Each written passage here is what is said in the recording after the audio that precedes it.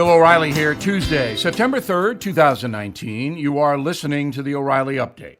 Here's what's happening today in America. Hurricane Dorian stalling over the Bahamas. China says it will sue the USA over tariffs. CNN attacking President Trump's Labor Day schedule. Hollywood stars calling for a new blacklist against Trump donors. Passengers on a flight to Nebraska startled by a horse on board. Also coming up, my message of the day, did Joe Biden lie? But first, Hurricane Dorian now a Category 3 as the storm stalls over the Bahamas. The National Hurricane Center confirming Dorian continues to produce wind gusts of 120 miles per hour. Officials expect the hurricane to slowly turn north, potentially making landfall near the Carolinas later this week. But anything could happen. China says it will sue the USA through the World Trade Organization. Beijing saying the country will file suit after the Trump administration placed a new 15% tax on more than $100 billion of Chinese imports as the trade war rages on. CNN attacking President Trump for his Labor Day weekend schedule, posting a very dubious hard news report with the headline, quote, President Trump golfing as Hurricane Dorian threatens USA. Story goes on to mock the president, adding, quote, early Monday morning, Trump's attention was at least in part on other things. And why wouldn't that be the case? He's the president. The storm's out in the ocean. CNN, again, leaving itself open to charges of bias. Two stars for the NBC sitcom Will and Grace calling for exposure of potential Trump donors attending a fundraising event in Beverly Hills. Actor Eric McCormick asking The Hollywood Reporter to print the names of those attending the event so entertainment insiders can be, quote, clear about who we don't want to work with. That's a blacklist threat. It was backed up by actor Deborah Messing. Passenger aboard a flight from Chicago to Omaha, bringing a very unusual service animal on board, a miniature horse named Flirty. Airlines generally allow so-called comfort animals, but this is the first time we've seen a horse. I wonder what Mr. Ed would say. Right back with more controversy surrounding Joe Biden. My friend Glenn Beck launched realestateagentsitrust.com for a very simple reason: to help you sell your home for top dollar as quickly as possible. His team quickly realized there are three keys to success. One, selling or buying a home is a very complicated process and difficult to navigate, so choose agents with a long track record of success. No part-time or inexperienced agents in their network. Two, market value for your home cannot be calculated using computer models. It takes years of expertise to evaluate your market and to price your home to sell quickly for top dollar. Beck's agents are experts in your neighborhood. And three, home sellers most genuinely like the agent they choose to trust their home to. That's why we select agents who are fans like you. They do business like you, and they share your values. realestateagentsitrust.com was started to help you buy or sell your home fast. Get moving with realestateagentsitrust.com, realestateagentsitrust.com. Time now for the O'Reilly Update message of the day: Joe Biden's strategy to win the White House. According to the Associated Press, the former vice president said this at a recent campaign event, quote, racism in America is an institutional white man's problem visited on people of color.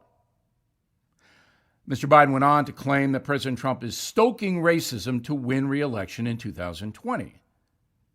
But who is really doing that? It is obvious that Joe Biden needs African American votes to win if he is the Democratic nominee. So he is directing a lot of his comments at that constituency. Mr. Biden recently said, quote, racists still exist. It's real. It's there. The only way you deal with it is you attack it, you expose it, you embarrass it, you call them out. white folks are the reason we have institutional racism. Now, the phrase white folks is certainly dubious. Are all white folks inclined to be racist? Is that what Biden's point is? If so, that's bull. If it's not, then Mr. Biden needs to explain. Joe Biden also told reporters that President Trump is, quote, appealing to the worst damn instincts of human nature for political purposes. Well, that's politics as usual. That doesn't bother me and it shouldn't bother you. That's what politicians do. They accuse each other of heinous things. But there's something more here. Now, Joe Biden is leading the other Democratic challengers in large part due to the support of African Americans, as I mentioned. He needs widespread support from black voters to win major urban areas like Philadelphia and Pittsburgh to flip Pennsylvania. Same for Michigan and Wisconsin. Joe Biden also said he would prefer to pick a person of color or a woman as his running mate should he win the primary. Quote, whomever I pick would preferably be someone who was of color and who was of a different gender. But I'm not making that commitment until I know the person that I'm dealing with and I can completely, thoroughly trust the person is authentic and on the same page, unquote. Well, there's nothing wrong with that. Mr. Biden, if he wins the nomination, is entitled to pick whomever he wants to as his running mate. However, there is a tinge of gender and race in much of what Joe Biden is saying. Now, there was another incident over the weekend where the vice president told a story, I guess it was last week, about a military guy who did not want to accept a medal for valor because other soldiers in his outfit died. Well, the story wasn't exactly true. Mr. Biden embellished it. There was no outcry. There was no Biden lied from the media, as there would have been had Donald Trump said that. The truth is that both Mr. Biden and Mr. Trump are imprecise speakers, and they always will be. That is the message of the day. For more news and analysis, please head on over to BillO'Reilly.com. You will like it. The O'Reilly Update will return with something you might not know. There's a lot of talk around mortgage rates lately. In fact, the Fed just had a meeting and they cut them. And when rates get cut, it can have a big impact on your mortgage. How? It means a lower monthly payment. You pay less interest to borrow money, so you make a smaller payment each month. With rates so low right now, it's worth a call to American Financing. They've been helping people just like you for more than 20 years, buying homes, refinancing mortgages, even consolidating debt. They're currently saving customers $1,000 or more each month. So why not see what they can do for you? Even if you recently bought a home, you can still be eligible for a lower rate. So make the 10-minute call to American Financing now. Get a free mortgage review. 888-462-9557. 888-462-9557 or online at AmericanFinancing.net. American Financing, NMLS 182334, NMLSConsumerAccess.org. Now the O'Reilly Update brings you something you might not know. Hurricane Dorian continues to threaten the southeastern USA, and the news media is covering every wind gust. While the deadly storm is being described as one of the most powerful hurricanes to target the United States ever, it is unlikely to be the worst. Taking into account the financial impact, number of fatalities, homes destroyed, and wind speed, here are the worst hurricanes ever to hit the USA. Number 5, Hurricane Katrina, back in 2005. The Category 3 storm struck the Gulf Coast of Louisiana and Mississippi, bringing a 28-foot surge of water into New Orleans, the highest ever recorded. Katrina cost $108 billion in damages and left more than 1,500 people dead, most from drowning after the levees collapsed. Next, Hurricane Andrew of 1992, the Category 5 storm hit South Florida with winds more than 175 miles per hour. Andrew destroyed more than 63,000 homes, damaged an additional 125,000, killed 65 people.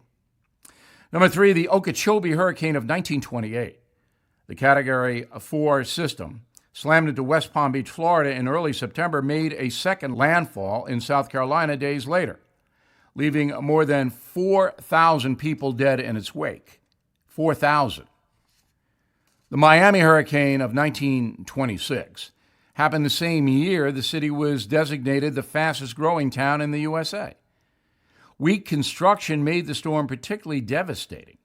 More than 6,000 people were injured, 372 dead, with experts saying the storm, striking just before the Great Depression, crippled Florida's economy until World War II.